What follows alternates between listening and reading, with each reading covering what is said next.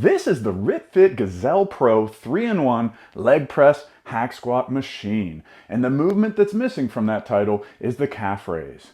If you're even thinking, even a tiniest bit, about picking up a machine like this, you've got to watch this video because RitFit sent me this machine 4 or 5 months ago, and I've been using it for about 2 to 3 months, and I'm gonna tell you the truth, whether it's right for you or not. Because this isn't a commercial, this is a review. And here on Vintage Weights PGH, you can find reviews like this, as well as the strength history that brought these machines to us in the first place. So please, if you haven't done so already, hit subscribe. I'm trying to get to 10,000 subscribers, and you can be one of them, and I appreciate it if you are. This machine is not an impulse buy for most home gym owners. It currently retails for $1,360. Whew, let that sink in for a second. The good news is this. I've got 2 pieces of good news for you. Number 1, there's often sales at RitFit Sports, and right now it's on sale for $1,200. Second piece of good news, if you use code VINTAGE, you'll knock off another 10%. So that's $120 off of that, which brings this down to about $1,080. That's still no small endeavor for most home gym owners. So please know that I recognize the pain that about $1,000 would do to your bank account, and I take that seriously as I work through this review. Before I even get into all the features and all the different pieces and parts and the build quality of this, the first thing you need to do, home gym owners, is ask yourself, will this even fit into my gym? So let's get into the dimensions of this because honestly, if it doesn't fit into your gym, by all means, still watch this video, help me out, watch it all the way to the end, hit like, drop a comment, all that stuff just because you love Vintage Weights PGH. But let's be realistic. All the different features don't really matter if it won't fit into your gym. The Gazelle Pro has wheels on it, but it's 334 pounds empty. With the size and weight of it, nobody's moving this around their gym, so we want to really dial in the measurements. I'll kick up these partial decimal points and things to the next highest inch to keep it easier on our brains and make sure it fits into our gym. So starting out, this is 49 inches wide, it's 87 inches long, and it's 58 inches high. Take your measuring tape, make sure it fits in your gym, and even if it doesn't fit in your gym, keep on watching because you just like Vintage Weights PGH. Let's get into the movements involved here. So first up is the leg press. The history of the leg press is pretty interesting because it started out without machines. That's right. These old school strongmen would just put stuff on top of their feet while they were laying down and start pressing them. Cars, multiple people, a whole jazz band, you name it. Actual weightlifters, which no disrespect to the strongmen, but like Olympic weightlifters and things, York Barbell Club, they would just lay down and put a barbell on their feet. And you could still do that, but it's a pretty precarious maneuver, and that's where machines got involved.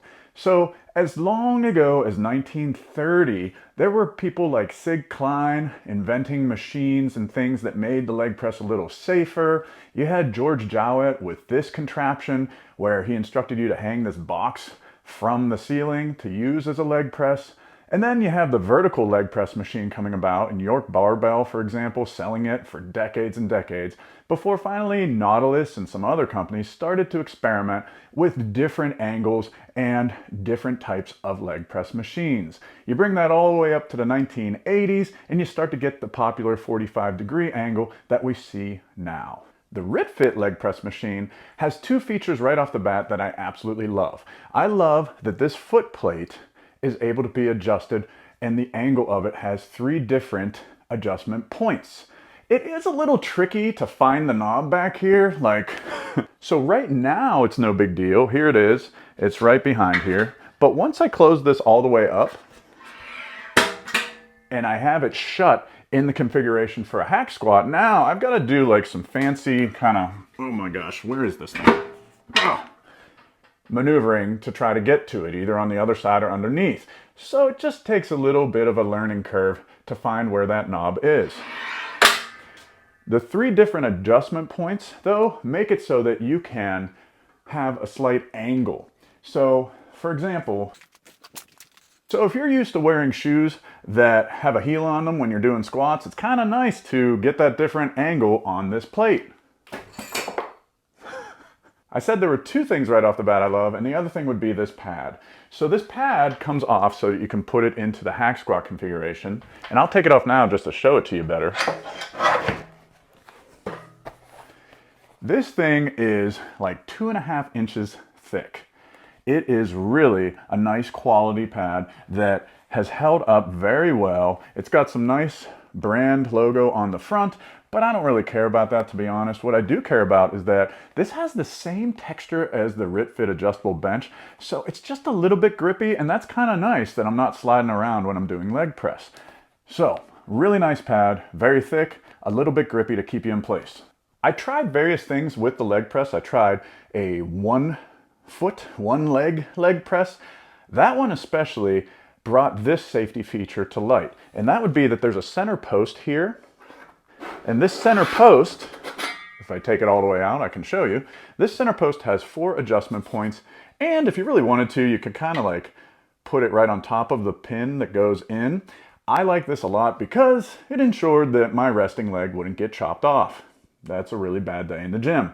So this was a nice feature to add on with these safety railings, that you also have this safety post to just catch it so that you don't get crushed. As far as the foot plate and how spacious it is, I found that it was adequate for leg press. So if I take off the safeties, I can put my feet all the way up here. And this for me, I'm about 195 pounds, 6 foot tall, and this was a good width for the most part. I could also bring them in narrow if I wanted to hit things a little bit differently, and I could go higher or lower. As far as calf raises, I also did some calf raises on here by putting my toes on the bottom portion, and you're a little bit limited in that respect, that you're going to hit the outside edge when you move your feet. But for leg press, it was plenty wide. As far as range of motion, it really has a complete range of motion. I can come all the way down here, all the way back up. It glides very smoothly now that I fixed it. That's right, I had to fix it. So let's go around to the other side of this and I'll show you what I mean.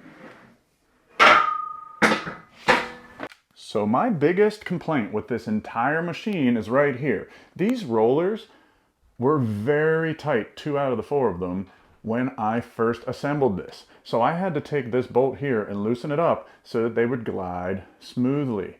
It glides smoothly if it's properly installed, it just didn't arrive properly installed. It was only about 50% properly installed. So if you're finding that it's not that smooth, if you hear scraping sounds, go underneath and just loosen these just a little bit, and you're gonna find a whole world of difference. So now let's move on to the hack squat, and I'll show you how you can reconfigure the machine. It is so easy. It's a 2-step process. So step number 1, you want to get this plate out of the way. So like I said, you're going to move the pop pin and close it up. Next, let's get the pad. So the pad just has this little hole at the top. You put that in between. You put the pin in to secure it.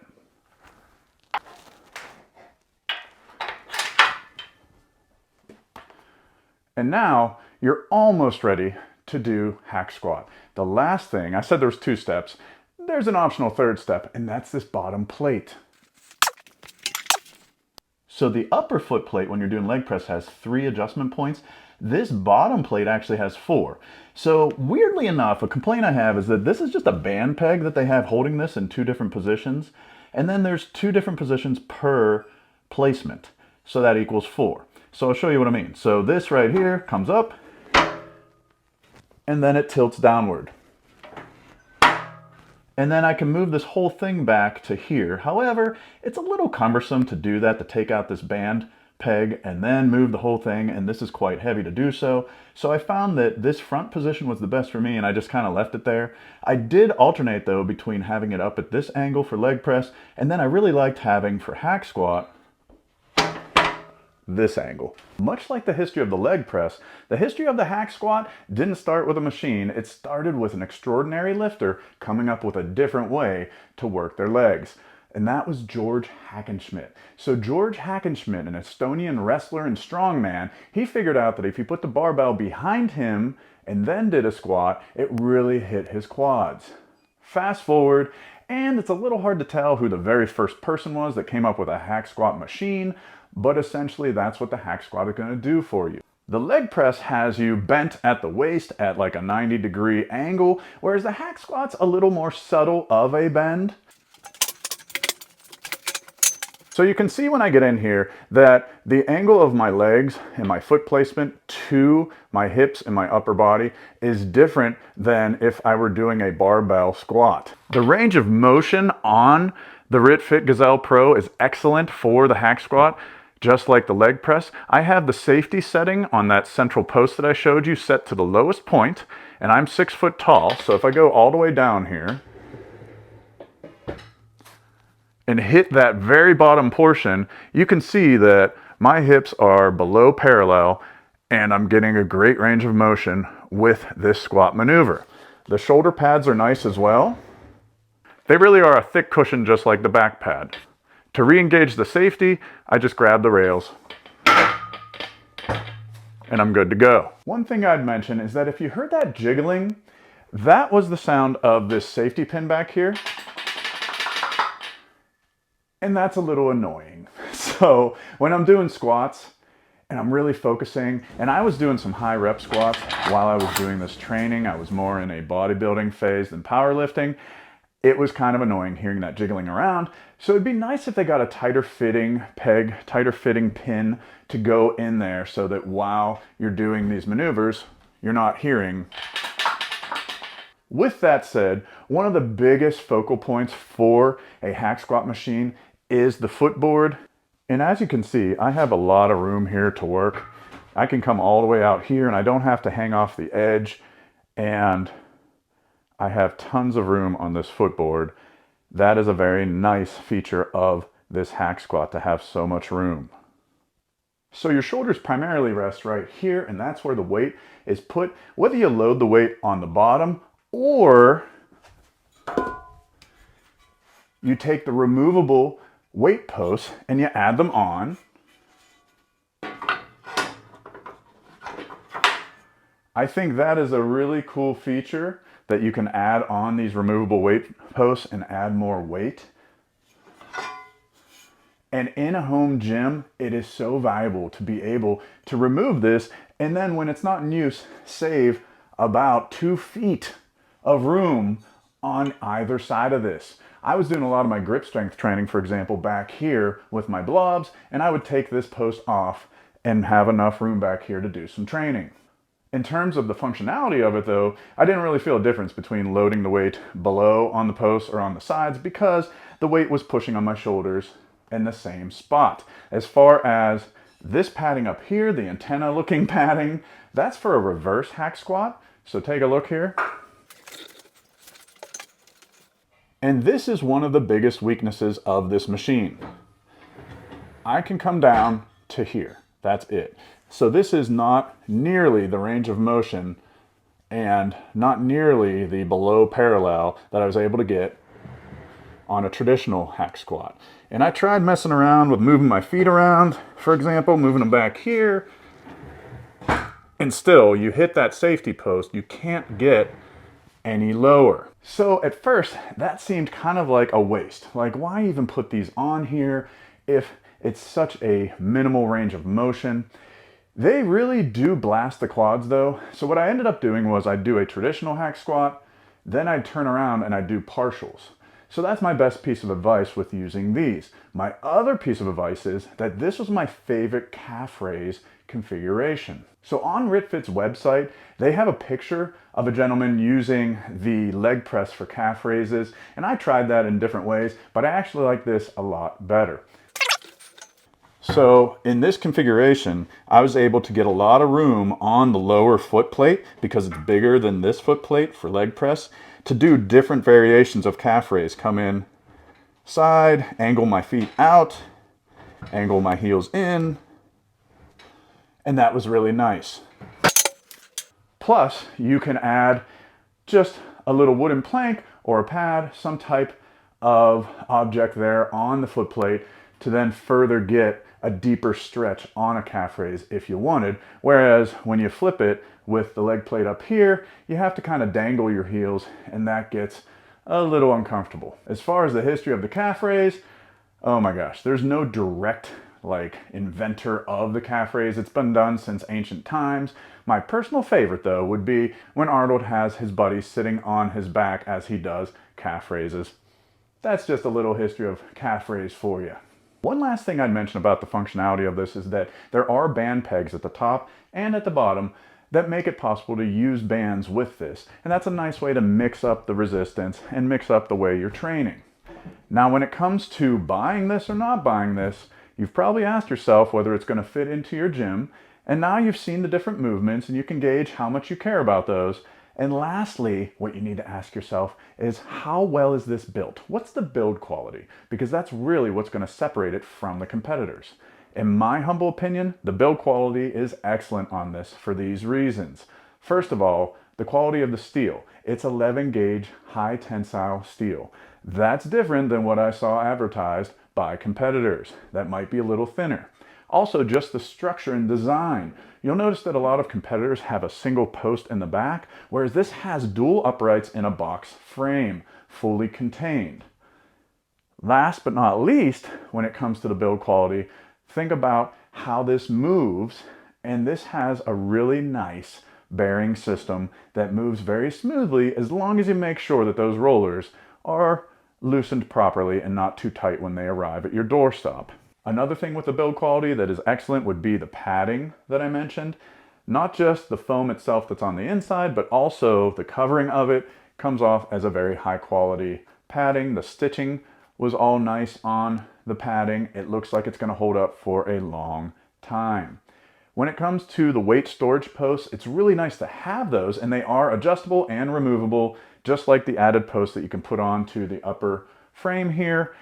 They are plastic on the posts, but it's going to be a huge upgrade to have stainless steel on there. So the only alternative and upgrade would be powder coated, and that's so annoying to have powder coated storage posts chipping off, and it's nasty. So it is what it is with the plastic storage posts.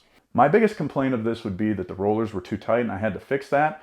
But my other criticism would just be the small details aren't really as premium as the structure, the cushions, and the overall build. And if RitFit just took a little more time and effort and money to make these small details a little more premium, like the end caps not being plastic, the logo not being a sticker plate that's on there, make it laser cut, oh my gosh, the handles not being this cheap rubber with a screwed on end cap. If you just did like those three things, a laser cut logo, welded end caps, better handles, I'm pretty sure that wouldn't increase the build cost.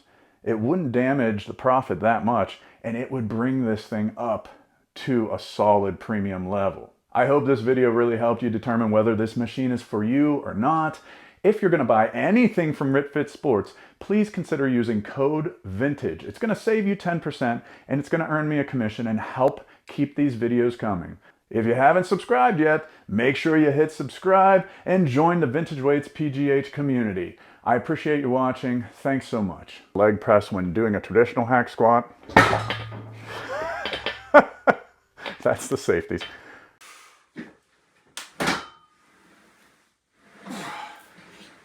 How you doing up there? Good.